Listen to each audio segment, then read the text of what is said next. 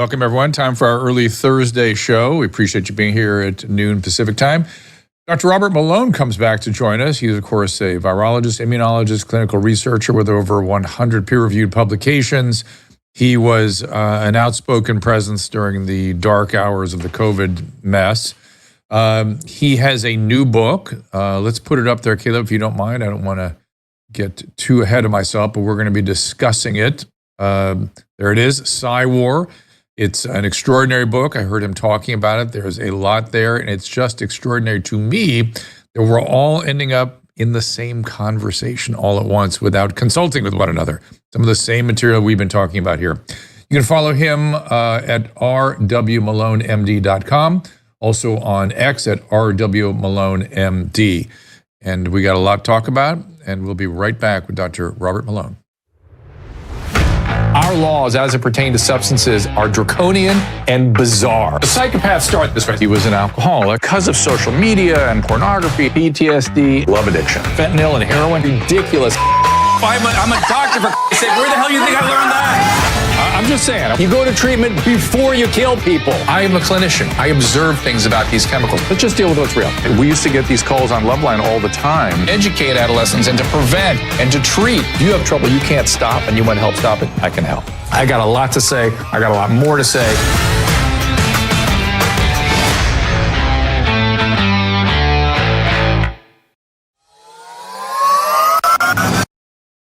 I want to teach you about pharmacogenomic testing. This is changing the way we approach healthcare. By analyzing a patient's genetic profile, pharmacogenomics helps physicians personalize drug treatments for more effective results. First, it enhances medication efficacy by predicting how a patient will respond to a specific drug, reducing the trial and error process, especially in mental health care. For example, it can guide the choice of various medications to minimize side effects and improve outcomes. In the long run, pharmacogenomic testing leads to cost savings. It shortens the time to find the right treatment and avoids expensive side effects. It also supports more personalized care, helping physicians make better decisions and ensuring that treatments are tailored to each individual's unique genetic makeup. Test simply requires you to swab your cheek, then you send in the sample to our lab. Discover the power of personalized medicine with pharmacogenomic testing. Tailor your treatments based on your unique genetic makeup. Reduce trial and error, avoid side effects, find the most effective medication for you. Take control of your health today. Go to drdrew.com/checkgenetics. That is drdrew.com/checkgenetics. Joint and muscle pains are exhausting and frustrating, but I've got a over-the-counter medication I want to introduce you to that provides great relief using the power of, check it out, chili peppers. Capsidin is made with a proprietary formula that contains no non-steroidal anti-inflammatory agents, no opioids, no anesthetic or steroid, nothing, no chance for addiction, no side effects. No chance it's going to interact with other medication you might be taking. Capsidin contains capsaicin, which is the substance in chili peppers that burns your tongue. That gives you that burny feeling. And of course, I've recommended capsaicin creams to patients over the years, but other capsaicin creams burn your skin. That's what makes capsidin so unique. In clinical trials, capsidin has actually been demonstrated not to burn. I've been using capsidin to relieve my pain in my hands and my wrist from carpal tunnel syndrome and arthritis. The results have been amazing. I use it every day during my show, and I highly recommend it. Get the pain relief you need from various sources, even backache, sprains, bruises even. Order now at capsidin.com/Drew to get a 15% discount plus free shipping. That is CAPSADYN, capsidin.com/DREW. Yes, Susan is doing her capsaicin right now. He laughs at my ad every time because because I'm it's breathing funny. hard. I'm like, I use it every day. because I had to say And you're like looking around. carpal tunnel syndrome. It's very funny. That's hard to say. Okay, so Dr. Robert Malone here. The book, Psych, Enforcing the New World Order, is co-authored by his wife, Jill Glasspool Malone, PhD. You can get it, of course, at Amazon. I guess we'll have a link or something up there. You should also get onto Dr. Malone's Substack, which is R.W. Malone, MD, R.W. Malone, M-A-L-O-N-E, MD.substack.com. And you can get, I imagine, linked at rwmalonemd.com. And as I told you earlier, the X is R.W. Malone, MD. So before we get to Dr. Malone, very quickly, don't forget Susan has a calling out today at 3 o'clock. We have Chef Andrew Gruel coming in on Tuesday, Scott Atlas coming around, Elizabeth Pipko, Cheryl Atkinson, very interesting guests coming. We'll give you a whole rundown at the end of the show. But right now, I want to also mention Dr. Malone authored another book called Lies My Government Told Me. You can find all that at his website. Please welcome Dr. Robert Malone. Welcome, sir. Oh, we have no sound at this end. I don't know if there's a mute on your Zoom. There's a mute on Zoom. We'll get right to it. No, he's not muted. He's not muted on my side, so it's over on his end. Susan, anything on your side? No. It's literally it's weird. It's muted in his Zoom. Well, do you want to link him back in again? Yeah, he needs to reboot his system, come back.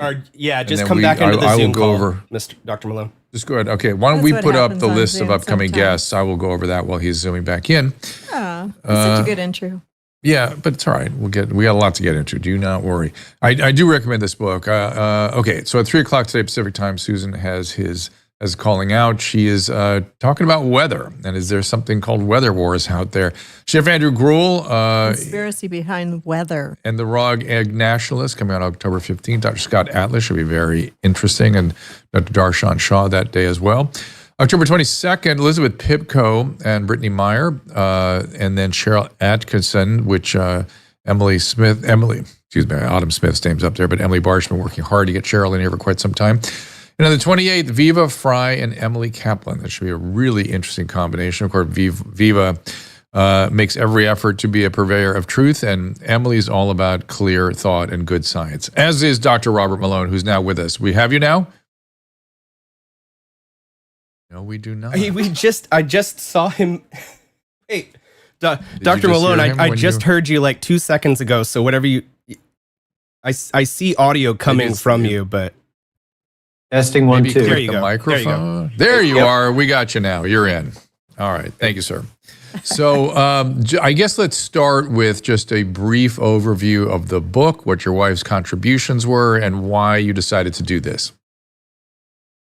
So, as you may be aware, since you've kind of been in the same boat over the last 4 years, those of us who have been, let's say, not accepting the promoted narrative, have been labeled as spreaders of misinformation. Remember that misinformation is defined as anything that differs from the officially promoted narrative coming from your public health service or from the World Health Organization. So if you say something that's different from the WHO or CDC party line, then you're a spreader of misinformation.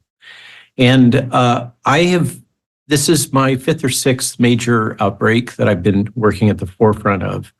Never experienced anything like this in my history. Never seen this level of failure to comply with regulatory norms and well-established medical ethics. And so as I'm sure you did also all the way through this, I've objected. And the consequence has been that I've been subjected to a barrage. Of course, nothing quite like what Donald Trump has been subjected to, but still a barrage of assaults from corporate media and social media, gang stalking, crowd stalking, trolls, bots, organized activity, the 77th Brigade editing in my Wikipedia page, asserting that I was a liar, literally, by the Washington Post, attack article by the Atlantic Monthly, and it goes on and on and on.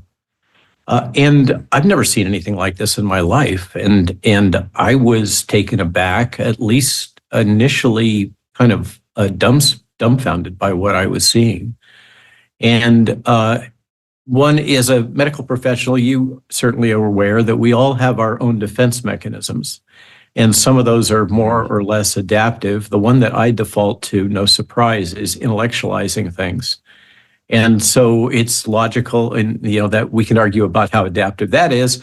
But in that stead, I tried to make sense out of what was going on, and so did my wife. I know you work closely with yours.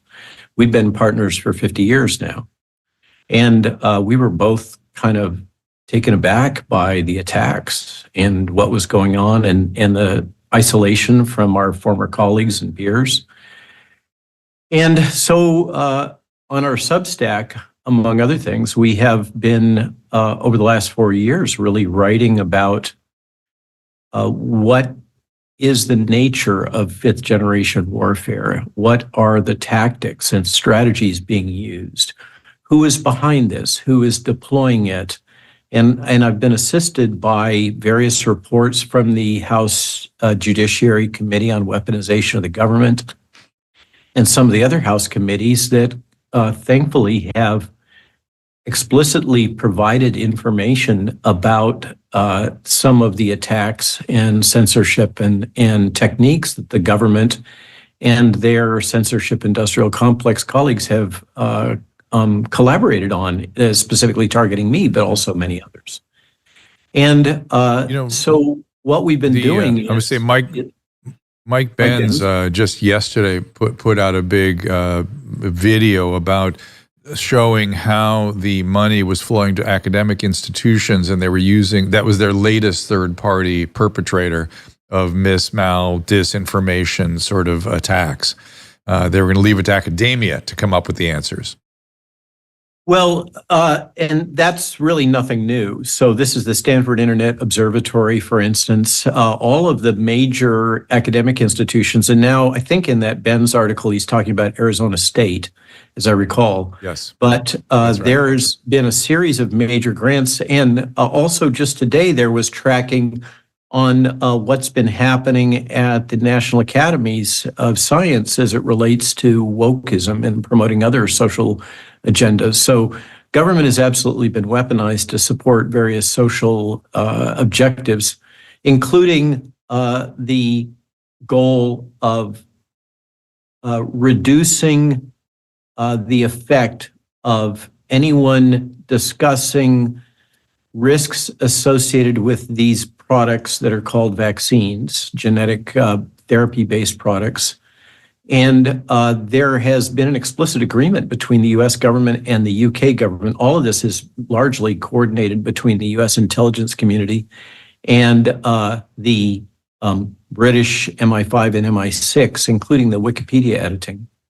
But there has been a specific agreement that any information which would cause recipients to become vaccine hesitant would be suppressed. So this means that whether it's true or false, if it would lead somebody to become more skeptical and unlikely or less likely to take a vaccine, that information should be suppressed. So it's no surprise that these methods have been deployed and that information that normally we would consider to be necessary for informed consent has been suppressed under the dual faulty logic that the vaccines are safe and effective and that SARS-CoV-2 is a highly lethal pathogen with something like a 3%, 3.4% case fatality rate, which Jay Bhattacharya showed long ago, and I think he really deserves the shout out,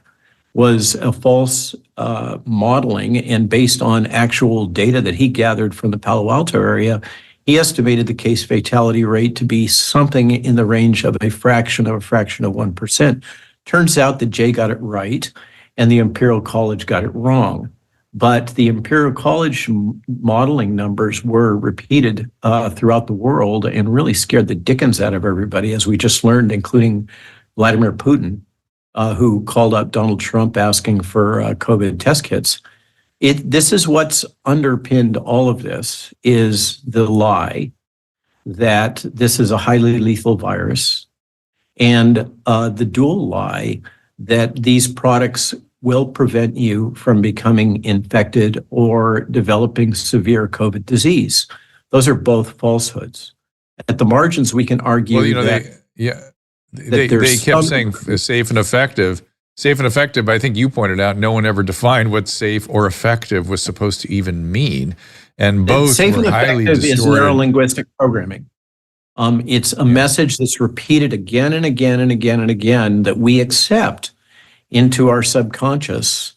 This is cognitive warfare in the sense that it's attacking our subconscious. And it's one of many methods.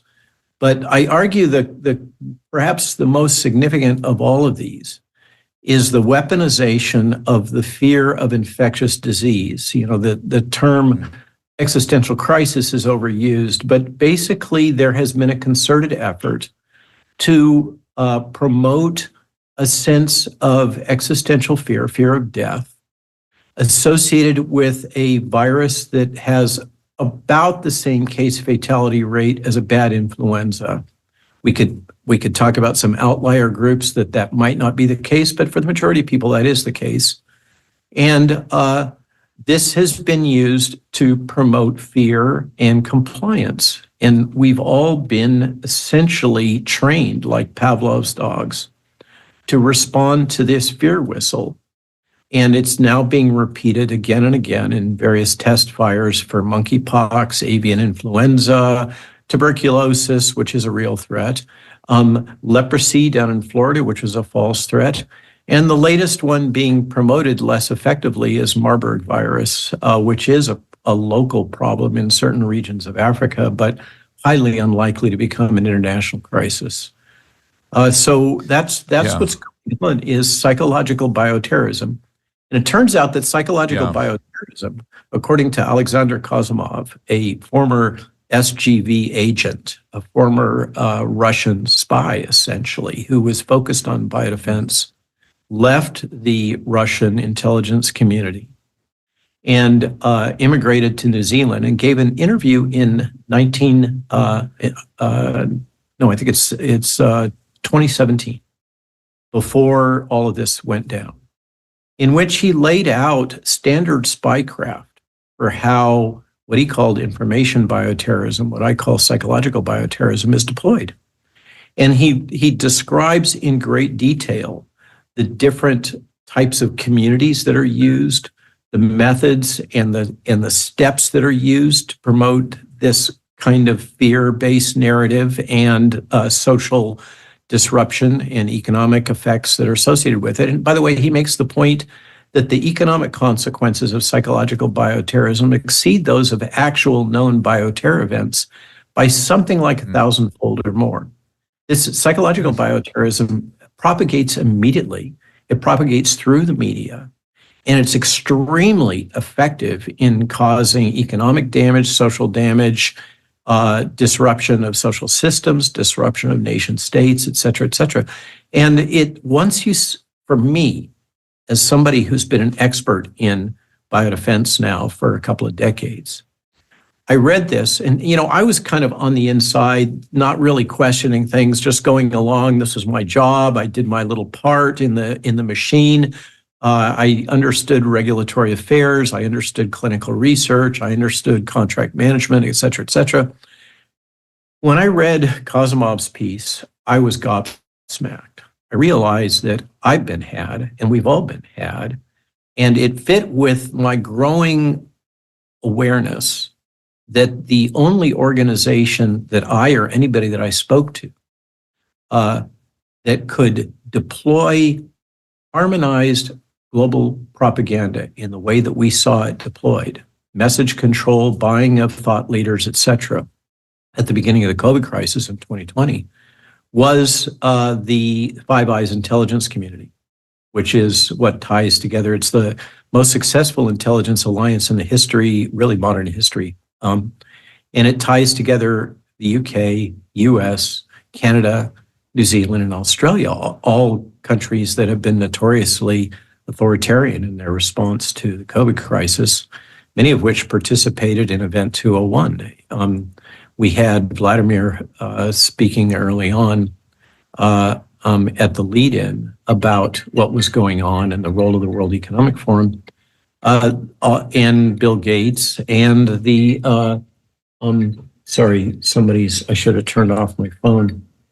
That's okay, no problem. But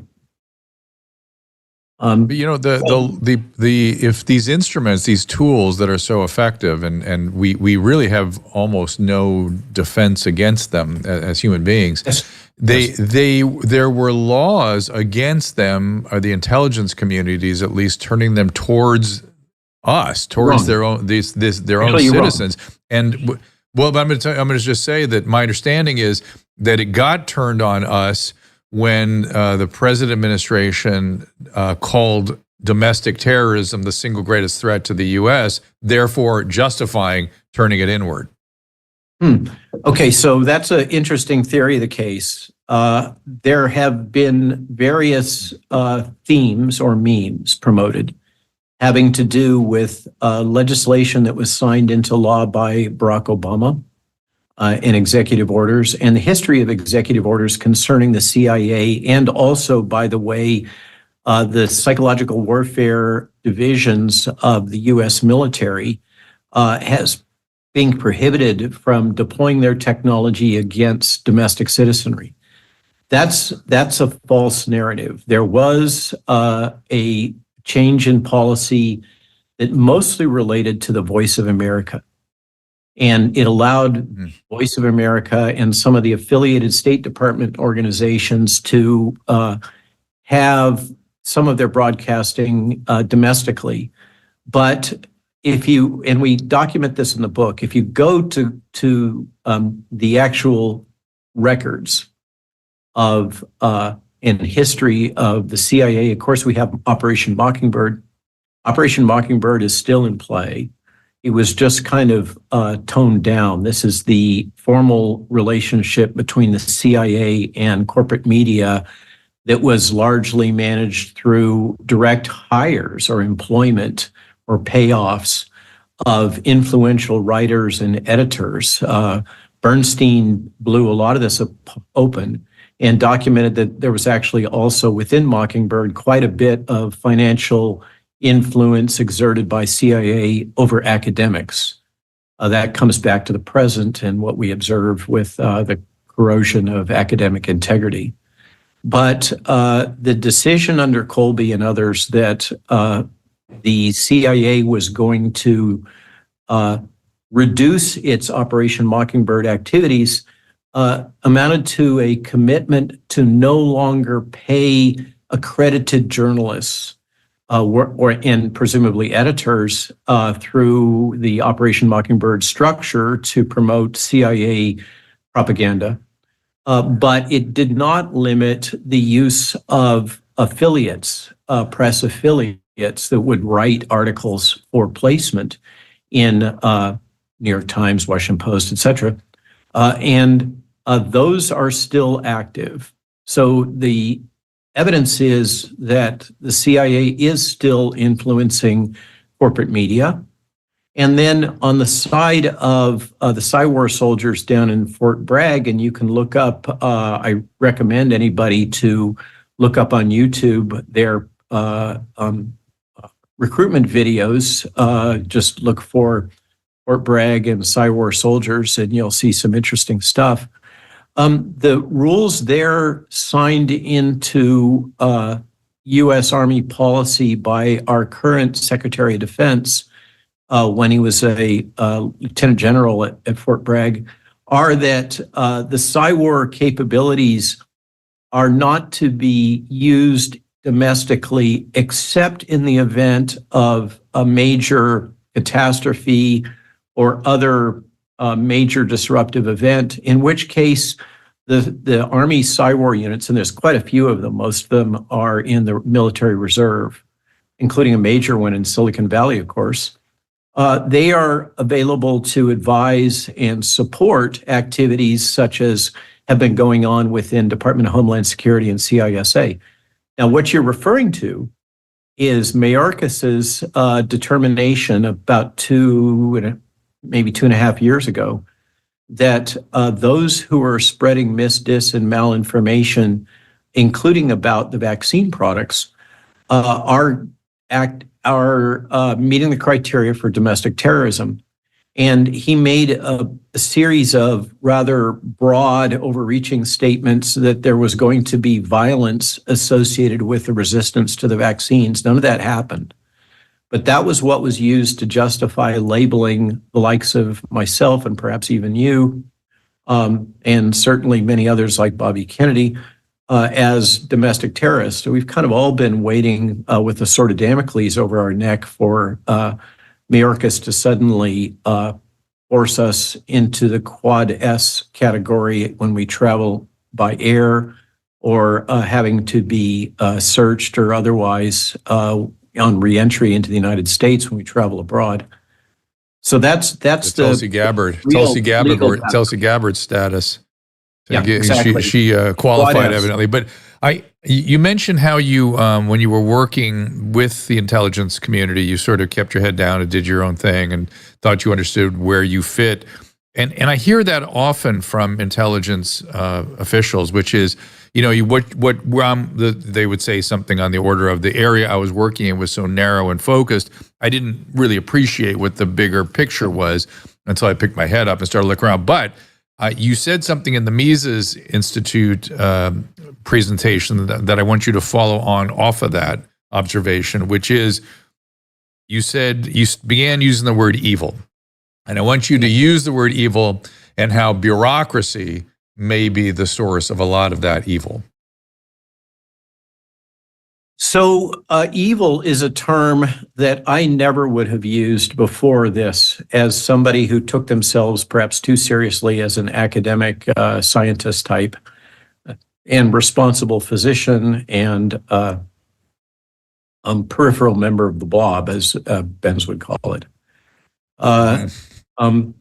It seems irresponsible, or seemed irresponsible, and kind of outside of any normally accepted discussion to consider somebody evil. That's a theologic term, and it presupposes the existence of this dichotomy of good versus evil, which I think now that I've crossed the line, it's important, I think, for all of us that are recognizing and acknowledging the existence of evil surrounding us, to also acknowledge the existence of good, because that tension exists, and it's important. It's so easy to just focus on the evil and forget about the good that is innate in human nature and the society around us.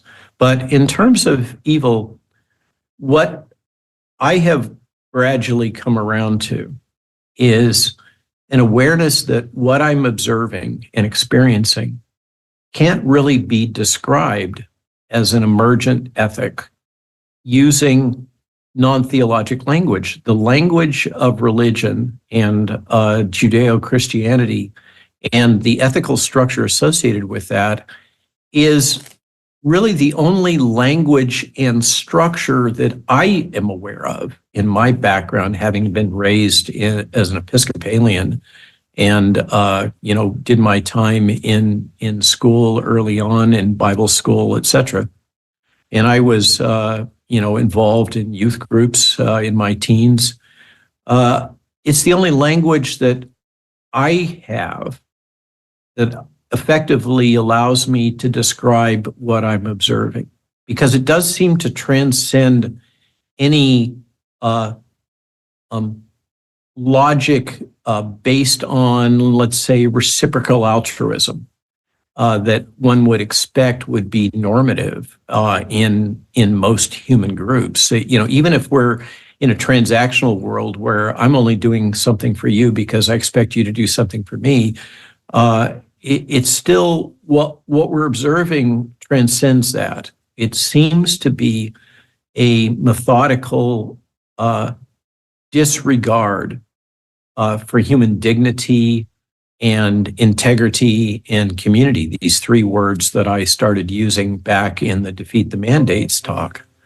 And I find, as I dive into this more and listen more carefully to those colleagues that are more deeply schooled in theology, that the Bible in particular, being the text that I have access to, I'm not Jewish, I'm not Muslim, so I don't have access to those as reference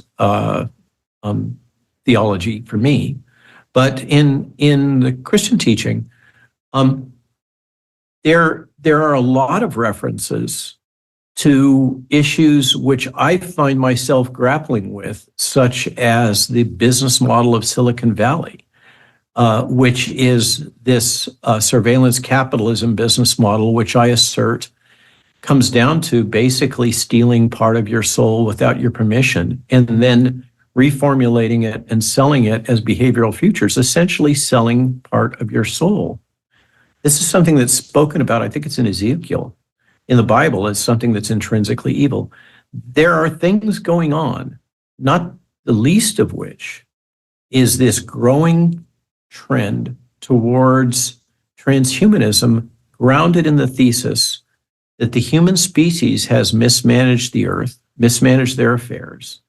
And the time has come that the human species shall pass, and we shall have the evolution of a substitute, a new alternative, a human-machine fusion with artificial intelligence management, and the belief system that is fundamentally anti-human, which seems to be strangely shared by many of the Silicon Valley moguls that seem to have come to the belief. And I'm understanding that Mr. Gates is among them. Certainly, Yuval Harari is, who notoriously is asserting that God is dead and we are gods now. We are all gods. In this new structure, we could call it the New World Order, the transhuman future. And that, as Zev was saying in your opener, the belief that we have excess human beings, they basically need to be culled. We need to reduce the population. We need to get rid of the useless eaters, as a term that's used in this context. Mm-hmm. And underlying that is this fundamental logic structure that disregards the value of human beings and human community. These people are intrinsically anti-human. This is written about in a number of new books that are coming out, in people that are kind of trying to document what's going on in Silicon Valley culture. And I say that, it's a euphemism for something that's really global now. It's not just restricted to the former Gilroy garlic fields, but is all over the world. We have to take a little break here. That's an interesting place to stop. I've got a lot more I want to get into. It's interesting what you were saying about how we as physicians don't use the word evil because we try to use scientifically accurate, clinically accurate descriptors of what we're seeing. And mass formation is sort of part of that, I think, an attempt to put a clinical kind of spin on it. But the theological orientation and the injunctions of the great scriptures are sort of inescapably lurking around. And I just find it so interesting. Matthias Desmet is deeply spiritual. He doesn't let it out, but I consider him a good friend, and we speak in private. And he is deeply moral and deeply theological. He just doesn't refer to it in his book. Well, I'm not surprised. I've spoken to him as well, and he seemed like that kind of person. But it's just so interesting to me that we, those of us that were sort of shocked by what seemed like insanity around COVID are all now starting to think about these issues. That we're all kind of ending up here. We're still trying to stay focused on our job, which is, great minds think alike. It's an extraordinary thing to me to see this, but I do want to get into, after you take a little break, I do want to get into mass formation a little more. I want you to think about during the break that I have noticed that is as part of what the consequences of the fear mongering has been, is there's been, I'm so moderate, I sit in the middle and I see the excesses on both sides. I say this all the time. But I've seen, people on the right sort of getting very paranoid and conspiratorial in their thinking, and I see people on the left getting overtly delusional. like I've never heard so much talk about Nazis and Hitler since walking around the halls of a psychiatric hospital. That's where you would have heard that 20 years ago, 10 years ago, certainly 30 years ago. And by the way, historically in much closer proximity to the Second World War, only psychotic patients would bring that up. And so delusionality seems to have become part of this mass formation. So I want to tease apart more about that and how that relates to your book, Psywar, and we will take a little break. Do check out Dr. Malone on X, RW Malone MD. There he is, thumbs up, and we will be right back after this. I'm excited to bring you a new product, a new supplement, Fatty. I take it, I make Susan take it, my whole family takes it. This comes out of, believe it or not, dolphin research. The Navy maintains a fleet of dolphins, and a brilliant veterinarian recognized that these dolphins sometimes developed a syndrome identical to our Alzheimer's disease. Those dolphins were deficient in a particular fatty acid. She replaced the fatty acid, and they didn't get the Alzheimer's. Humans have the same issue, and we are more deficient in this particular fatty acid than ever before. And a simple replacement of this fatty acid called C15 will help us prevent these syndromes. It's published in a recent journal called Metabolites. It's a new nutritional C15, pentadecanoic acid it's called. The deficiency that we are developing for C15 creates something called the cellular fragility syndrome. This is the first nutritional deficiency syndrome to be discovered in 75 years. And may be affecting us in many ways, and as many as 1 in 3 of us. This is an important breakthrough. Take advantage of it. Go to fatty15.com/Dr. Drew to receive 15% off a 90-day starter kit subscription, or use code Dr. Drew at checkout for that 15% off, or just go to our website, drdrew.com/fatty15. Many of us have not gotten over COVID. I'm not talking about the virus itself, but the response. We were flabbergasted by what the government could do to us. There is no telling what they might pull next time, and it's looking more like there will be a next time. So we all have to be what I call rationally ready. That's where the wellness company comes in.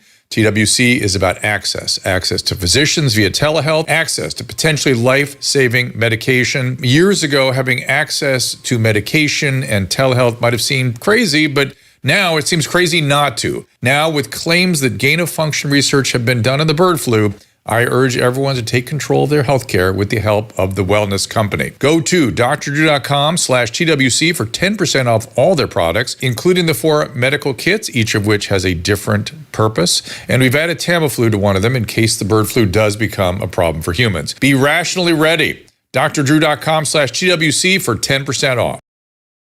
That's brilliant. And thank you, Drew. Where's Dr. Drew? Where is he? Dr. Drew. Dr. Drew.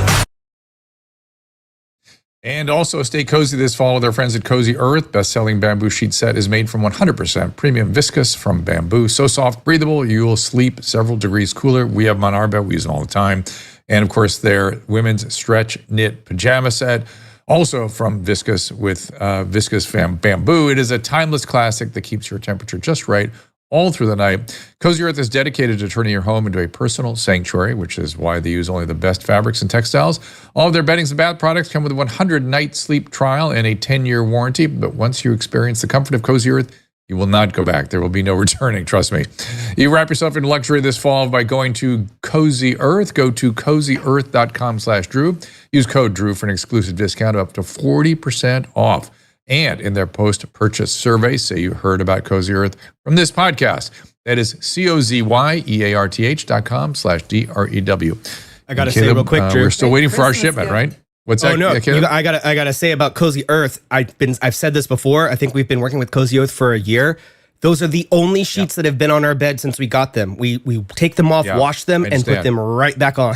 So I totally get it. Very I completely durable. get it. Yeah, and they're durable and they're soft. I like the pajamas too. So there we go.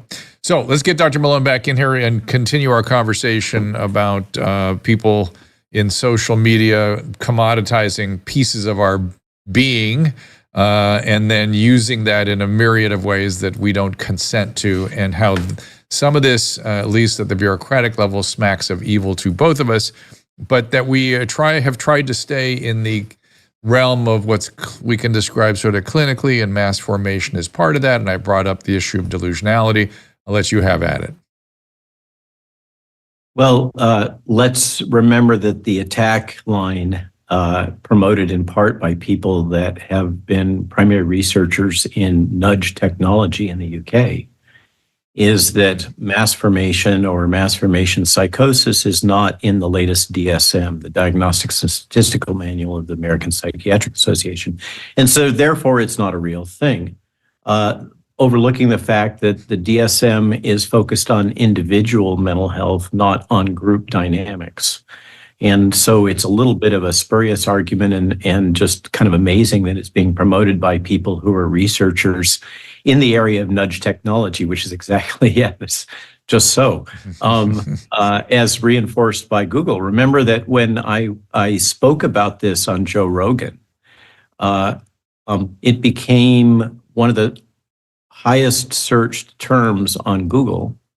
And Steve Kirsch actually captured screenshots of Google manually manipulating search results as a consequence. And I think this was a tell that Google is very well aware of what they've been doing with the ephemeral advertising and nudging that Robert Epstein and his group have demonstrated can swing undecided voters by over 20 points in elections all across the world. So Google is very aware of the power of this kind of information warfare or cyber to control your thoughts, feelings, beliefs by controlling all information that you have access to. And they very much don't want you to be aware of how this can contribute, the social fragmentation and other features can contribute to this phenomena of what's essentially a mass hypnosis, as described by Hannah Arendt, Sigmund Freud, all the way back to Plato and the allegory of the cave. This is not something that Matthias came up with, despite the accusations, and certainly not something that I came up with. But Drew, I'd like to touch on something that you were mentioning right before the break, which is the weaponization of the term fascism. And I recently wrote an essay in our Substack, which it's now rebranded as Malone.news, because that gets around the Twitter X shadow banning algorithm somewhat. Mm. And that is that there's a long academic discourse that's been going on about what is the nature of fascism and fascist totalitarianism and how did it arise. And I put out an essay about this titled Paved with Good Intentions just a few days ago and made the argument that it emerges at the intersection of utilitarianism, socialism, and corporatism. It's not a phenomena of the right. It's always been a phenomena of the left and of the junction that occurs repeatedly throughout history of corporatism, which is what Benito Mussolini asserted should have been the term used instead of fascism, but the junction between corporatism and socialism. And this is precisely what's being recapitulated as we look out over the landscape of who are the puppet masters here. If you look at what's going on in the United Nations in their alliance with the World Economic Forum, and their new Agenda 2030, of course, that was signed as a treaty by Barack Obama just as he was leaving office, and then has been promoted now with the Pact for the Future. What the UN is grounded in is fundamentally socialism. The UN Director General used to be head of the Socialist International. Before that, he was the head of the Socialist Party in Portugal. He arose politically, formerly an engineer student, within the Socialist Party of Portugal after the Salazar Revolution. And he is a full-on card-carrying socialist. And if you look at Agenda 2030 and what's being promoted, and now being accepted and promoted by many of those that the likes of Kash Patel or Mike Benz or others would assert as the Uniparty, it's fundamentally socialism. And it's not socialism light, AKA Bernie Sanders. It's full metal jacket socialism. And it is paired with corporatism. This, together with the logic of the ends justify the means, which is the core tenet of utilitarianism, is what is recognized by political scientists as fascist totalitarianism. And that's not hyperbole. Now, what's odd or not is that the corporatist press, which behaves in the interests of the corporatists, no surprise, they're owned by the corporatists. You wouldn't expect a scorpion to behave other than as a scorpion. So when we see the Washington Post and its propaganda, the New York Times, the Atlantic Monthly, et cetera, we're seeing the embodiment of corporatism in its propaganda outlets. And this has always come from the left. This repeated assertion that the likes of Javier Milei and Giorgia Malone and Marie Le Pen and Donald Trump, these populist center-right politicians, are fascists, that's just weaponization of a term, and it is projection. It doesn't reflect the reality. The people that are making these statements, in fact, I believe, are acting consistent with the political science definition of the term fascism or fascist totalitarianism. And I think that we need to stop pulling our punches. This is something that we've been taught we shouldn't talk about. We shouldn't talk about Hitler. We shouldn't ascribe, and I'm not saying that any of those that are saying this are followers of Hitler, but they seem to be consciously or unconsciously recapitulating much of the same trajectory that occurred in the early part of the 20th century in Europe, particularly in Italy and in Germany. And it's a real risk. And we need to stop, deflecting our eyes and not confronting the truth of what we are encountering and calling things by their real name. That's something that has happened all the way through this, is the renaming, the redefining of our language as a way to manipulate our ability to think. Words have power. Words like anti-vaxxer, and the redefining of anti-vaxxer to include anyone who is not okay with vaccine mandates. Come on, those are two different things. I have seen plenty of hardcore anti-vaxxers. A number of them hate me. I don't have a comfortable, happy place in children's health defense anymore because I used to work in the vaccine industry, and there are a slew of haters and trolls within CHD that don't pull their punches about me, and God bless them. But a lot of them are traumatized. They have, or their children have experienced serious side effects, and they're hurt and angry. And my heart goes out to them. But I wish that they didn't have quite so much hate for me. But I want to talk in a minute about your experience in Japan recently and your Substack article. But before we do, because we're sort of bleeding over towards vaccine. Before we do, though, when I spoke to Matthias on this program, Matthias Desmond, and this issue of fascism is sort of what I'm zeroing in on, what he agreed with me on was this whole phenomenon of mass formation and the evil bureaucratic structure. It really started with Louis XIV. And the Jacobins came in and wanted to take over his administrative state, and have the people be the administrative state. And then they had to force them to be free. Remember, as the Rousseau Jacobins says. were also closely allied, as I recall, with the Catholic Church. They were very much promoting a religious theologic bent. And of course, they became brutally vindictive. Madame Guillotine rocked and rolled under the Jacobins. And paradoxically, there was blowback. It set back the cause of Christian religion in France for centuries as a consequence of their kind of overbearing advocacy for it. All of these things have blowback. And it's overlooked again and again, this extremism. You were talking at the start of the segment about extremism on the left and extremism on the right. And what they both do is they damage the ability to communicate to the persuadable middle, which frankly are the only people that matter. The only people that matter. 70%, according to Matthias says, that's 70%. The 20% that are hypnotized are hopeless. Those of us that threw the bullshit flag early are persuaded, or we can't be persuaded the same way, or though God who knows, but that 70% are the ones that need to get on board with reality. And you pointed out in the Mises interview or presentation about the banality of evil and how that 70% could go along in the wrong way if you're not careful.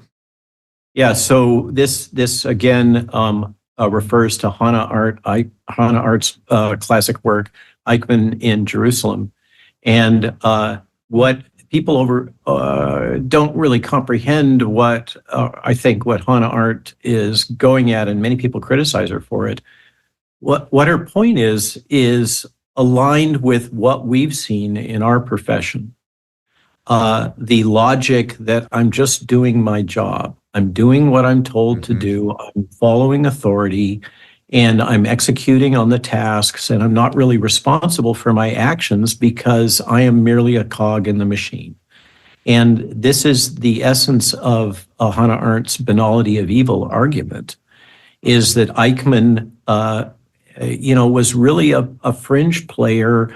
Yes, he did evil things, there's no question about it, but he did so in following orders. And this is what gives rise to the logic that following orders is no refuge. When you are breaching major ethical rules, such as the fundamentals of ethical consent, informed consent, right? For a patient. There it is. Yep, there it is. That's where each of our colleagues needs to really examine his or her relationship with that experience. And I saw it writ large during COVID. I mean, everyone believes they would stand up to the Nazis, or they certainly wouldn't ever be a prison guard. And yet, if you called Tim Waltz's report line, or if you told somebody they have to mask up between bites, something insane like that, or as I encountered, I was trying to get into my hospital to get a vaccine, actually. And a security guard stood at the door screaming at me, "Where are your papers?" And I thought, "Oh my God, here it is. This is it." Well, it looked like a movie border crossing from the 40s, and I was like, "This is it. This is how the average German became a Drew, prison guard. They're just their job." I want to riff on this. So I've had the privilege of being in Romania a few times over the last year, and actually lecturing in Ceausescu's palace. That's another story. Wow. But here's the key point. The European Union tried to impose the vaccine passport green card system across the entire European Union, of which Romania is a member. And the Romanian people, having overthrown and literally killed their former leader, Ceausescu, are well familiar with totalitarianism. And as this attempt was made by the Romanian government in compliance with their European Union overseers, and that's another thread. That's the future of what the UN wants. It's basically the EU model for all of us. The people of Romania basically said, "Hell no, we're not going to do this." And they wouldn't comply with the jab. They wouldn't comply with the passport system. And they went on strike. And it went on for like a couple of weeks. They shut down the economy. They shut down the entire system in Romania, and the government backed down.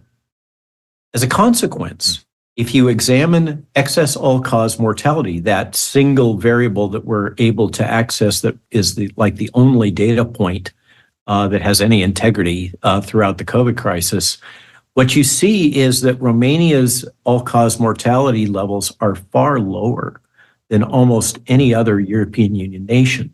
They said hell no to the jabs. And as a population, it appears that they benefited from doing so. And what that demonstrates, as well as this topic that we're going to get into of what's going on in Japan, is that if people, the average people, the unwashed masses, the useless eaters, those that are of the physicals class as opposed to the virtuals, there's a lot of ways we can phrase it. If they all stand up and say, hell no, we're not going to go along with this, change does happen. We saw that with Bud Light. We saw that with Target. We saw that with Harley Davidson. We saw that with John Deere.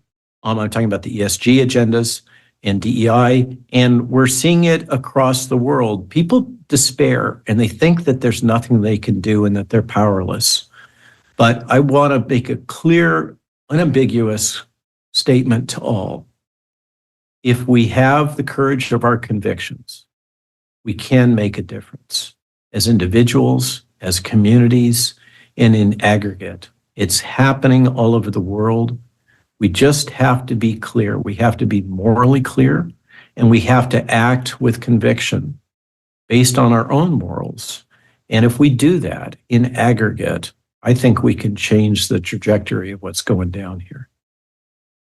I certainly hope you're right. I looking for solutions to this. It's been quite an experience and a big shock. I mean, did you, I was practicing medicine all these years. I didn't expect to be talking about this stuff at this stage of my career. It's like, isn't it wild? Yeah. But here we are. So talk to me about Japan. What happened over there?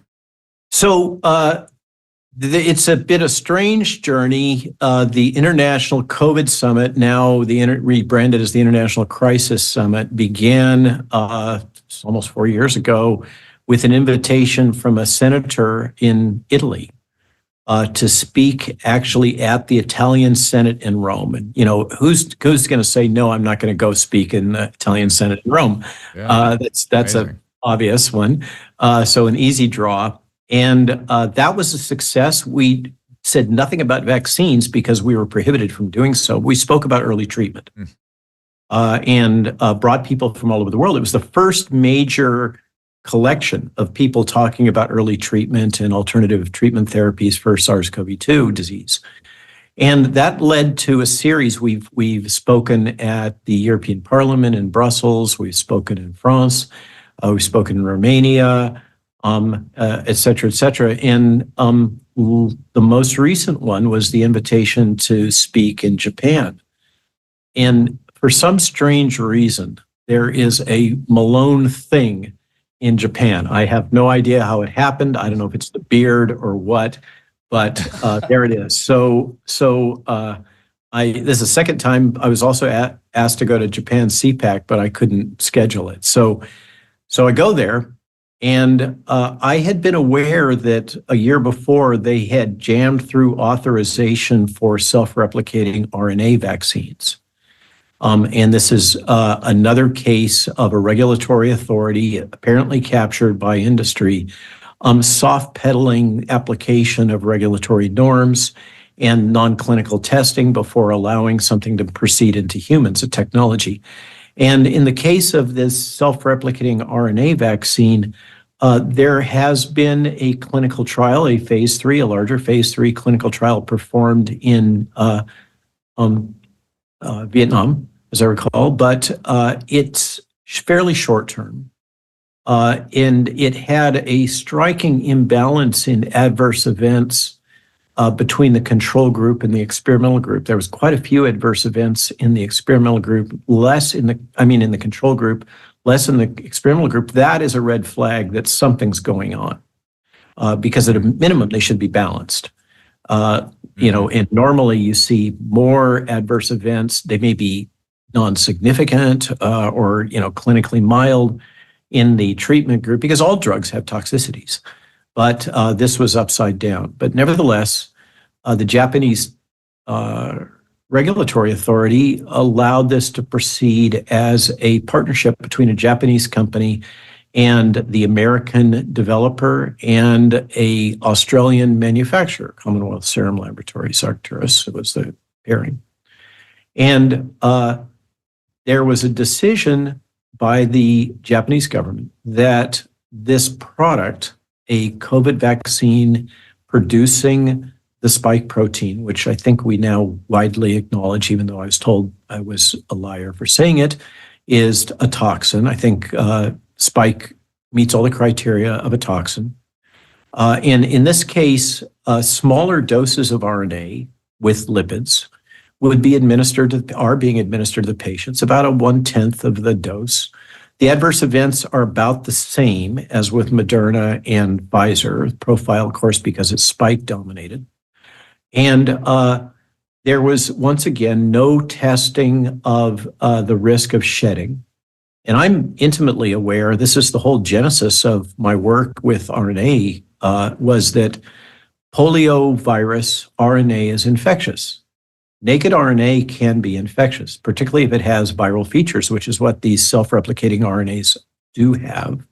They're built off of an equine encephalitis virus.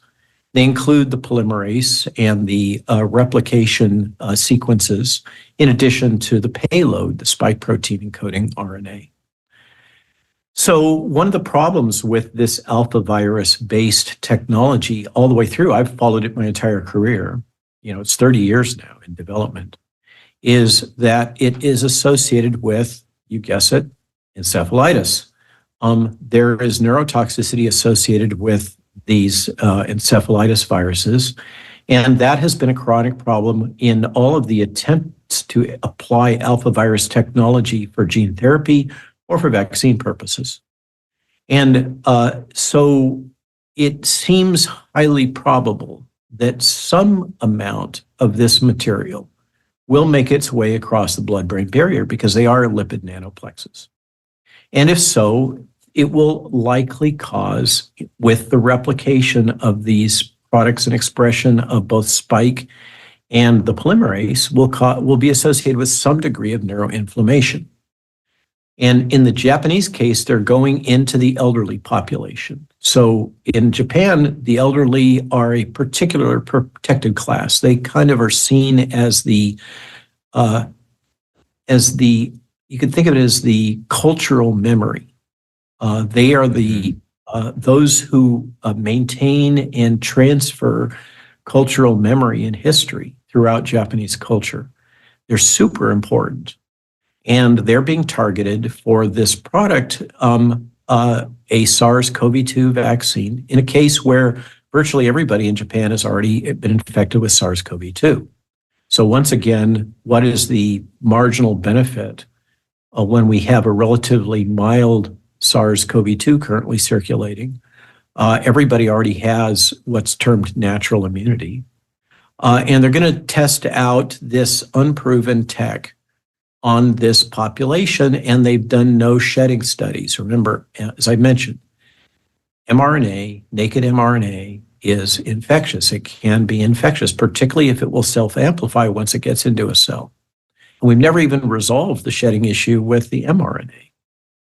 So, understandably, there is a population of people in Japan, a population, a culture that is historically very, very compliant. They're like the Israelis with any mandates coming from the government. And yet there is a groundswell of protest against the deployment of this technology and these products into particularly the elderly population, but they're seeking approval for the children also, of course. And so this was a major focus in our meeting in Japan.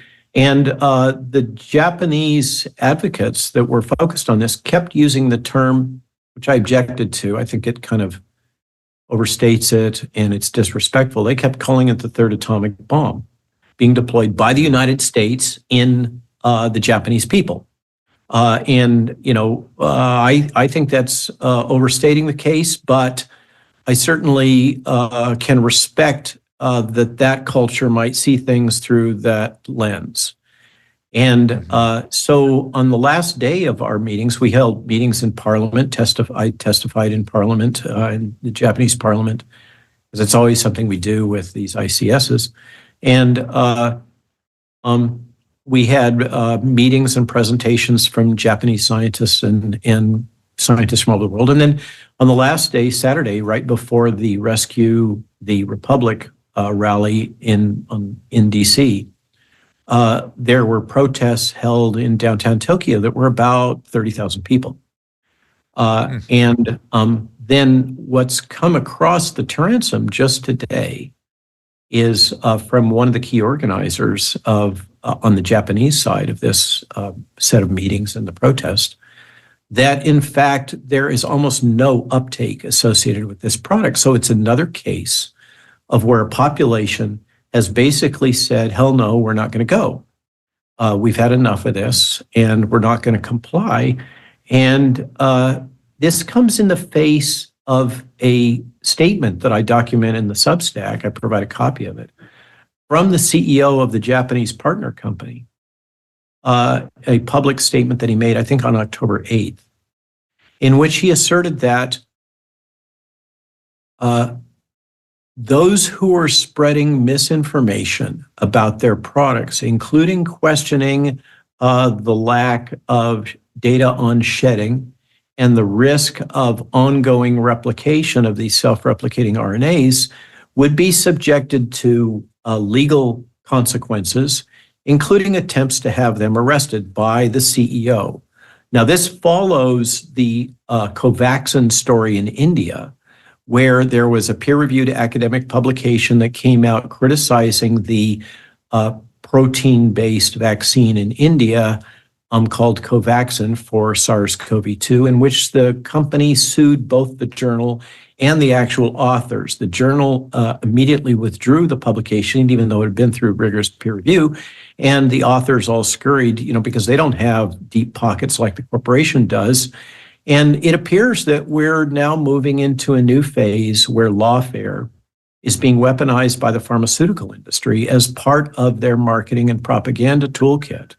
And it's being done in Japan. But the people are wise to this in Japan. They're not complying. And I think that the atmospherics of a CEO threatening anybody who questions the safe and effective narrative with jail time and financial consequences is really not very effective from a propaganda and marketing standpoint. And perhaps the pharmaceutical industry needs to rethink this particular strategy, even though it's being so effectively used by governments across the world right now. So we agree that the spike protein is pathogenic. Do you object to Covaxin? I always wonder why Covaxin, being a whole viral alternative, wasn't something that was provided.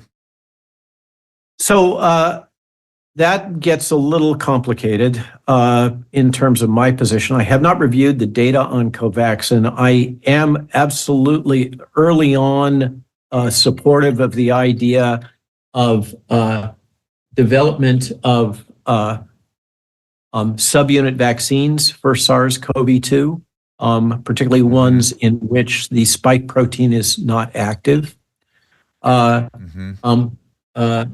God, bloody hell. Here, I got to just tell this person I can't talk right now. It's okay. We're going to wrap up and tell him 5 minutes. Give me 5 minutes. Drew's not the only one who does that. Now I've lost my thread. We're talking about Covaxin and the subunit alternatives. The problem with Covaxin and Novavax products, as well as with the adenovectored products, another gene therapy technology, is they're still instilling a toxic protein. It's coming from different sources. In the case of Novavax, it's made in caterpillars. In the case of Covaxin, it's made in cell culture. In the case of the advectors and the mRNA, it's made in your own body, but it's still a toxin. And a toxin is as a toxin does. And so what's interesting from an academic standpoint, it's a little perverse, is that you can compare the adverse event profiles of these different products and use kind of a subtractive approach to infer the adverse events that are associated with the delivery platform and other aspects like the pseudouridine, as opposed to those associated with spike, because you'll see a certain profile like the cardiotoxicity and the coagulopathies that are associated with spike, and you'll see that across all of those platforms. Now, the solution, potential solution, if we really even need a vaccine, and my position is we don't need one at this point. We've all been infected. We all have natural immunity. Get over it, guys. Move on to your next fear porn. But in terms of these products, it was absolutely feasible to produce a inactivated immunogenic spike protein. And in the frantic rush to jam something through the system, those at the Vaccine Research Center, Moderna, Pfizer, BioNTech, all basically just reached for the off-the-shelf solution that had been pioneered for SARS. But you know, I agree with you, and I could justify that in the darker hours of the pandemic, but I cannot understand why they haven't adjusted course, why the continued push. And then, and every time data comes out about COVID is so dangerous, it's always January 2020 data. It's always Alpha and Delta data, always. And nobody's studying Omicron. And then the push continues. It's so hard for me to understand it. It plays, it becomes increasingly difficult to refute the thesis of the outlier depopulation agenda fans.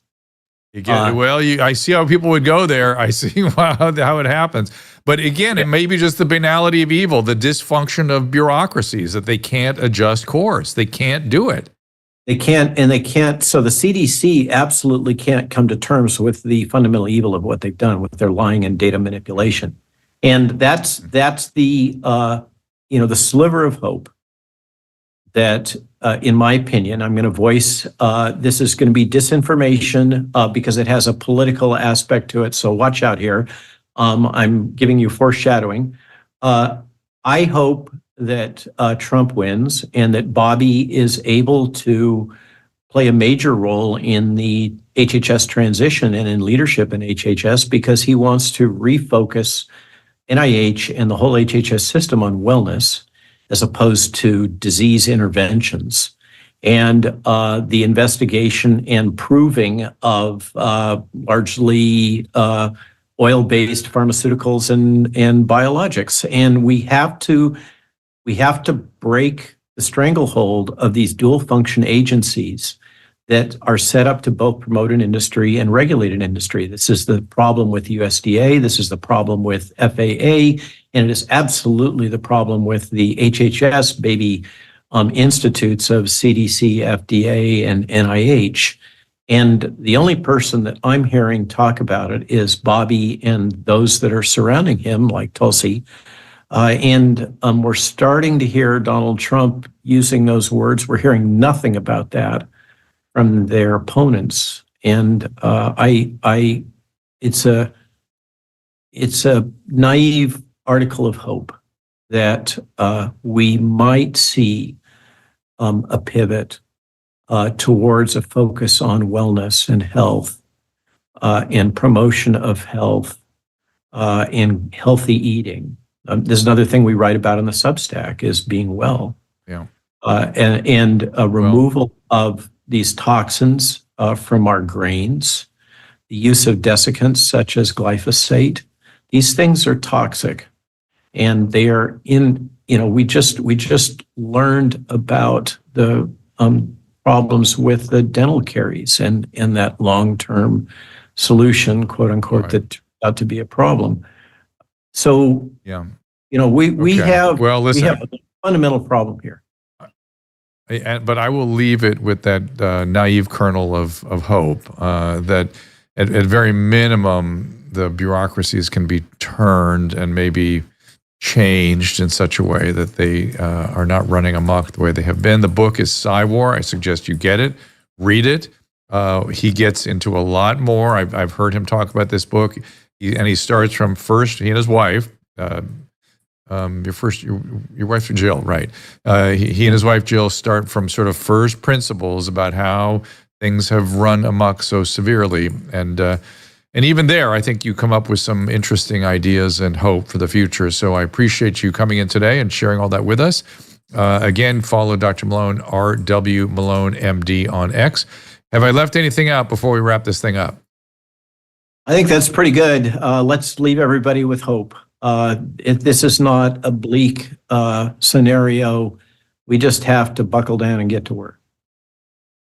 Yeah, it could be if you don't. So let's pay attention. And the fact that we have found ourselves here in this extraordinary time talking about extraordinary issues that we never expected being a part of, so be it. We'll have to do so. So thank you, Dr. Malone. We'll see you again soon, I hope.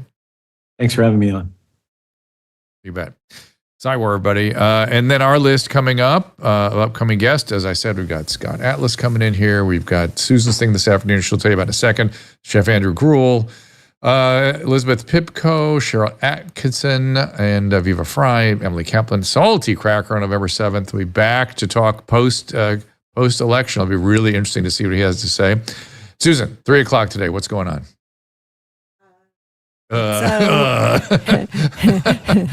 It's Weather Wars with Colby Rebel, and we also have Lori Gregg, our psychic mediums, and Dan Wigington, who's going to tell us about his conspiracy theories regarding weather. And it's an interesting topic. And you've got some interesting guests coming that they're going to talk. Isn't Colby going to read somebody also? I don't have any makeup on, so don't look at me. Okay. Oh, you look a little freaky there. So Susan, let's talk about your show. Isn't Colby going to be there reading some people? Yeah, she's here actually. So she's here now. Yeah. Oh my gosh. I look spooky in that You're video. fine. Relax. Okay. It's October. It's spooky season. I know. I look like a gnome. You're doing a Halloween show from New York, right?